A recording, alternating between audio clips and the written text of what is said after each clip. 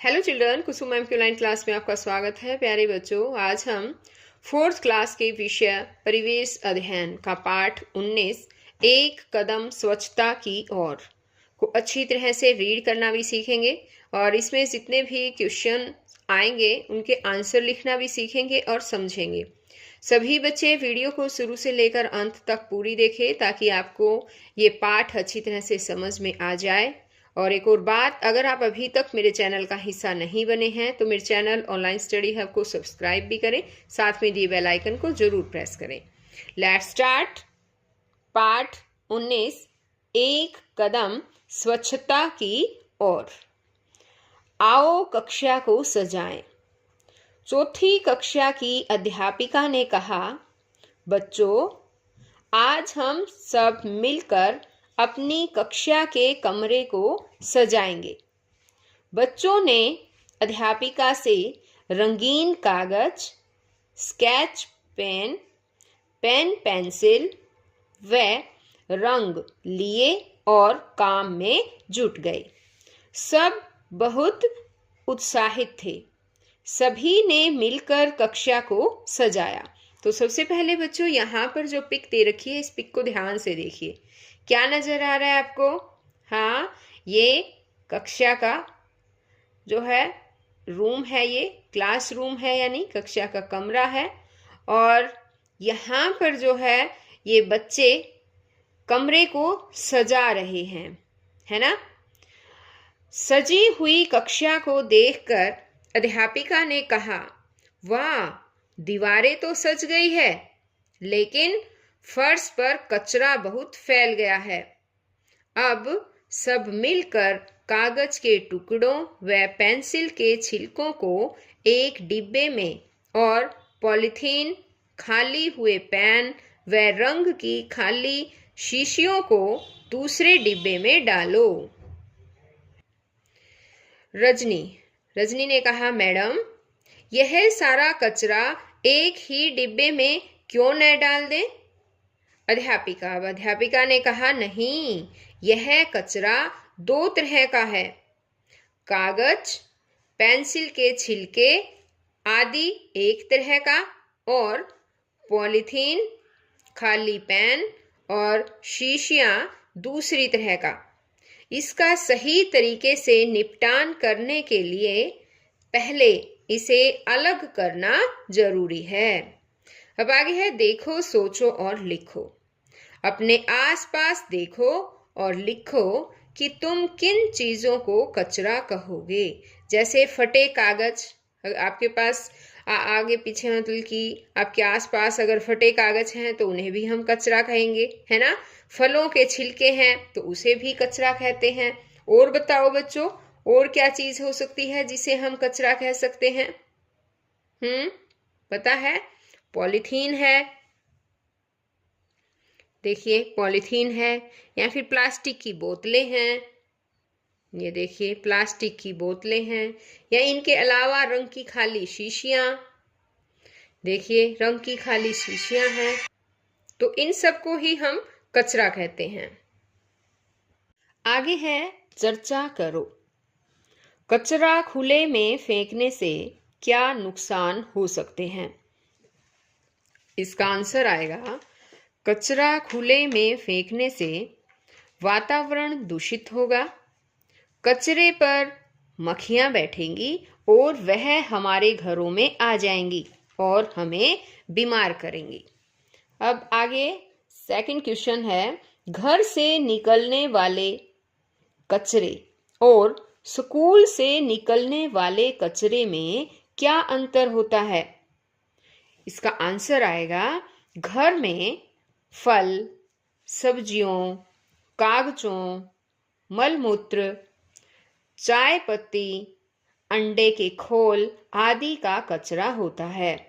School में अधिकतर कचरा कागज का होता है।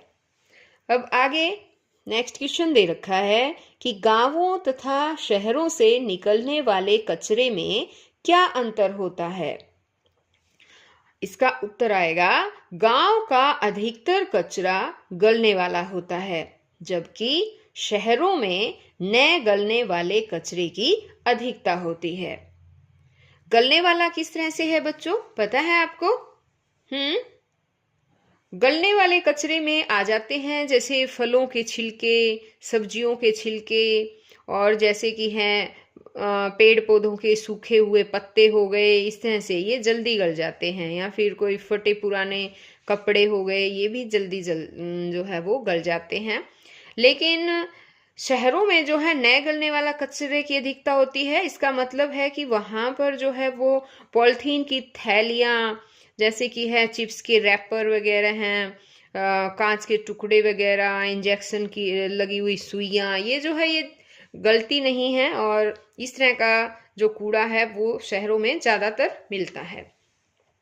अब आगे है कैसा कैसा कचरा। कचरे के सही निपटान को कचरे का निस्तारण कहते हैं। तो यहाँ पर एक क्वेश्चन बनेगा बच्चों कि कचरे का निस्तारण किसे कहते हैं। उसका उत्तर होगा उसका कि कचरे के सही निपटान को कचरे का निस्तारण कहते हैं। निस्तारण से पहले कचरे को छांटकर दो तरह के कचरे में अलग करना जरूरी है। तो दो तरह से किस तरह से, देखो, एक में है गलने वाला कचरा।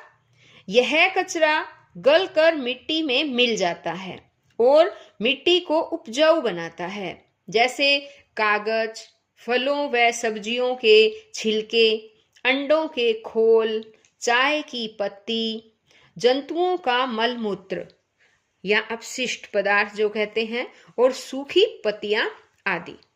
और दूसरा इसमें बताया गया था न गलने वाला कचरा। तो अब देखिए, न गलने वाले कचरे में आता है कि यह कचरा न गलता है और न ही मिट्टी में मिलता है। यानी ये कचरा ना तो गलता है ना मिट्टी में मिलता है, जैसे प्लास्टिक, लोहा, पॉलीथीन, कांच आदि। अब आगे है छांटो और लिखो। निम्नलिखित कचरे को छांटो और तालिका में सही जगह पर लिखो। तो यहाँ पर देखो बच्चों, अब दे रखा है केले के छिलके।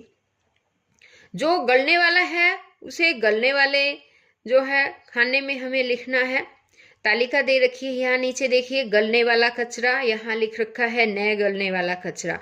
जो गलने वाला कचरा है उसको इस साइड लिखोगे, न गलने वाला है उसको तालिका के इस साइड यहाँ पर लिखोगे, इसके नीचे, ठीक है। अब जैसे केले के छिलके हैं, ये गल जाते हैं तो गलने वाले कचरे में आएंगे। चिप्स के रैपर हैं, ये गलते नहीं हैं। सूखे पत्ते गल जाते हैं, लोहे के टुकड़े गलते नहीं हैं। फटा हुआ सूती रुमाल गल जाता है, पॉलिथीन की थैलियां गलती नहीं है। गत्ते का पुराना डिब्बा जो है वो भी गल जाता है। कांच के टुकड़े गलते नहीं हैं। इंजेक्शन की प्रयोग की हुई सुइयां ये भी नहीं गलती, न गलने वाला कचरा है ये। और गोबर जो है वो गलने वाला कचरा है। तो यहाँ देखो नीचे मैंने ये सब लिख भी रखे हैं, आपको इसी तरह से यहाँ इस तालिका को पूरा करना है। आगे है सीखा और अपनाया। छुट्टी के बाद बच्चे आपस में बातें करते हुए जा रहे थे। रास्ते में उन्होंने जगह जगह कूड़ा कचरा पड़ा हुआ देखा। कुछ जानवर उसमें से खाने की चीजें ढूंढ रहे थे। गंदगी के ढेर देखकर बच्चों को बहुत बुरा लगा। सबने तय किया कि वे अपने घरों के कूड़े को खुले में फेंकने की बजाय उसका सही तरह से निस्तारण करेंगे। अब निस्तारण समझ गए ना बच्चों, यानी कि कचरे का निपटारा करना। पता करो और लिखो। अपने मोहल्ले में घूमकर पता लगाओ। मोहल्ले में रहने वाले लोग कचरा कहाँ डालते हैं? मोहल्ले में रहने वाले लोग कचरा सड़कों पर रखे कूड़ेदान में डालते हैं। कचरा बीनने वाले कचरे में से कौन सी चीजें चुनते हैं और क्यों? तो इसका आंसर है कि कचरा बीनने वाले कचरे में से कांच की बोतल, लोहा, प्लास्टिक, गत्ता आदि चुनते हैं। वे इन्हें बेचकर अपनी आजीविका कमाते हैं। आगे है कि कचरे को कौन उठाकर ले जाता है? कचरे को सफाई कर्मचारी उठाकर ले जाते हैं। यदि 2-3 दिन तक कचरा न उठाया जाए तो क्या होगा? यदि 2-3 दिन तक कचरा न उठाया जाए तो कचरे से बदबू आने लग जाएगी। अब आगे है कि घर से निकलने वाला कचरा, जो कचरा घर से निकलता है ना, उसके बारे में यहाँ पर बात की गई है। रंजित ने अपनी माँ की सहायता से घर से निकलने वाले कचरे की सूची बनाई। उन्होंने उस कचरे को 3 वर्गों में बांटा। वे चीजें जो पशुओं को खिला सकते हैं, जैसे 3 वर्गों में बांट दिया। पहले में तो देखो यहाँ पर वो चीजें जो पशुओं को खिला सकते हैं, और दूसरी वर्ग में आएगी कि वे चीजें जिनका प्रयोग दोबारा किया जा सकता है, और तीसरे है अन्य चीजें। अब देखो एक वर्ग में है जैसे पशुओं खिला सकते हैं, उसमें है फलों के छिलके। आगे यहाँ लिख रखा है सब्जियों के छिलके, बचा आटा, बची हुई रोटी। अब यहाँ पर है कि वो चीजें जिनका प्रयोग दोबारा किया जा सकता है, जैसे पुराने कपड़े, पुराने अखबार, गत्ते के खाली डिब्बे। आगे है अन्य चीजें। अब अन्य चीजों में आ जाता है जैसे पॉलीथीन, बोतलें, कांच के टुकड़े। ये जो है अन्य चीजों में आ जाती हैं, और ये गलने वाली चीजें नहीं है, ये गलती नहीं है। आगे है ऐसा करो, ऊपर दी गई तालिका में कुछ और चीजें लिखकर उसे पूरा करो। तो यहाँ हमने ऊपर ये जो तालिका दी गई थी उसको पूरा कर दिया। इसमें सिर्फ एक एक चीज ही लिख रखी थी इस तालिका में, उसके अलावा हमने और बाकी की चीजें जो है वो लिख दी हैं। सभी बच्चे इन्हें याद भी करेंगे और अपनी कॉपी में भी लिखेंगे। आगे है कि रविवार को रंजित ने पिताजी के साथ मिलकर अपने घर के स्टोर की साफ सफाई की। उन्होंने स्टोर से बहुत सारा कचरा निकाला, जैसे पुराने अखबार, गत्ते के खाली डिब्बे, लोहा, पॉलीथीन की थैलियां आदि। गत्ते के एक डिब्बे से उसने अपनी कक्षा के लिए कचरा पात्र बनाया। कुछ सामान कबाड़ी को बेच दिया। अब रंजित कहता है, पिताजी, कबाड़ी इस सामान का क्या करेगा? अब पहले तो एक बार ये देखो बच्चों, यहाँ पर देखिए पिक दे रखी है साइड में। यहाँ देखो रद्दी वाला पुराने अखबार लेता हुआ, यहाँ पर देखो इस पिक को, ये रद्दी वाला है और ये देखिए पुराने अखबार ले रहा है। अब ये क्या करेगा इसका पता है बच्चों? ये अखबार जो है ले जाता है और फिर उनको मशीन के द्वारा, यहाँ पर देखो ये मशीन है, मशीनों से बनता कागज का पल्प। तो यहाँ इस तरह से कागज का जो है वो पल्प बनाया जाता है। कागज के पल्प बनाने के बाद एक बार ये देखिए, ये भी एक मशीन है, मशीनों से बनता कागज। देखो इस तरह से मशीनों से कागज बनाया जाता है, ये देखिए। अब पुनर्चक्रित कागज की बनी पुस्तकें, फिर इस कागज को ही यूज करके और कुछ वस्तुएं बना दी जाती है। जैसे यहाँ पर देखो किताबें बना रखी है, ये गत्ता वगैरह है, सारा जो है उस कागज का ही बनाया हुआ है। फिर इसी तरह से जब ये कागज हम घर में यूज कर लेते हैं और फिर जब ये कागज जो है वो रद्दी का हो जाता है, हमारे यूजफुल नहीं होता, तो हम रद्दी के सामान में वापस इसको दे देते हैं। इस तरह से ये पुनर्चक्रण जो है वो कागज का चलता रहता है। अब इसके पिताजी कहते हैं कि कुछ सामान ऐसा होता है जिसका दोबारा प्रयोग करके कई तरह की वस्तुएं तैयार की जा सकती है। चंडीगढ़ में बना रॉक गार्डन ऐसे सामान के सदुपयोग का एक अद्भुत उदाहरण है। तो यहाँ देखो बच्चों, अब इसी तरह से रंजीत के पिता ने कहा है कि दोबारा से चीजों को यूज किया जा सकता है, और इसका एक उदाहरण यहाँ पर देखिए इस पिक में भी दिखाया गया है। ये चंडीगढ़ में रॉक गार्डन बना हुआ है, उसकी पिक यहाँ दिखाई गई है बच्चों। आपने नहीं देखा हो तो आप चंडीगढ़ में रॉक गार्डन देखकर आ सकते हैं। इसमें जो है सभी पुरानी चीजों से ही जो है वो ये सारी चीजें कलाकृति जो है वो की गई है।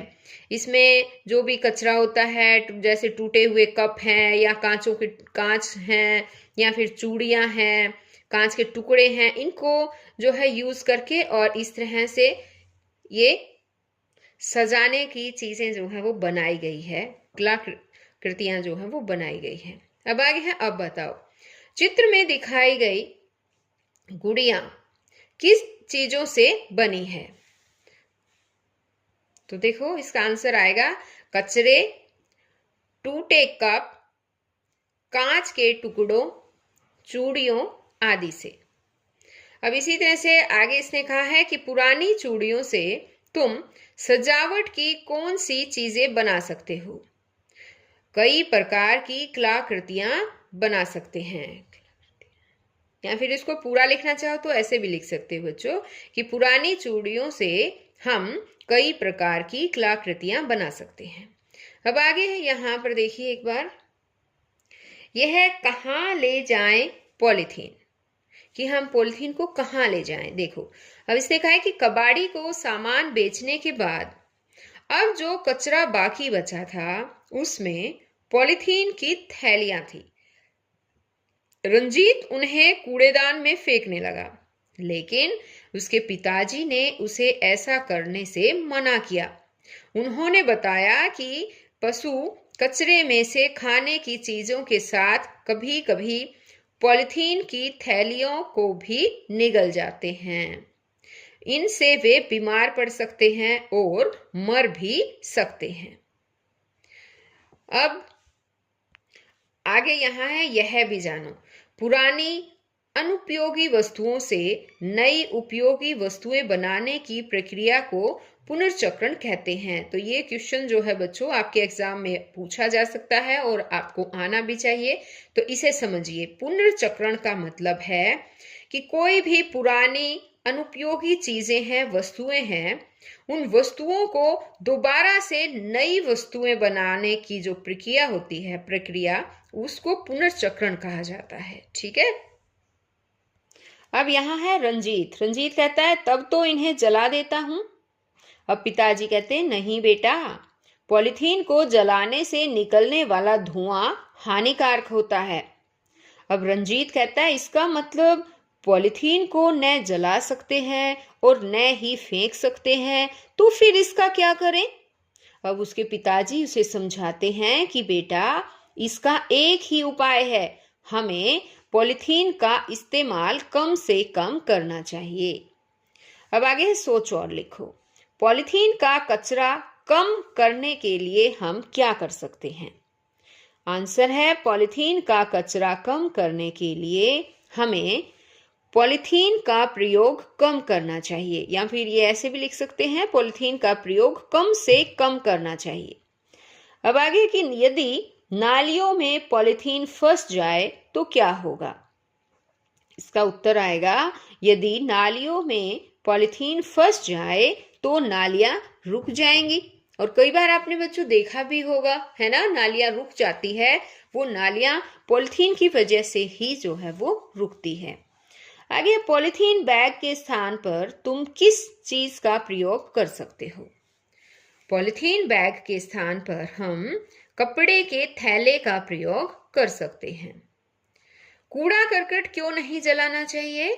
क्योंकि कूड़ा करकट जलाने से वातावरण दूषित होता है। अब आगे है, आओ ये भी करें। पोस्टर बनाओ। पोस्टर बनाना है, नीचे दिए गए स्थान पर एक रंगीन पोस्टर बनाओ जिसमें पॉलीथीन का प्रयोग न करने की बात कही गई हो। तो यहाँ पर आपको एक बढ़िया सा पोस्टर बनाना है बच्चों।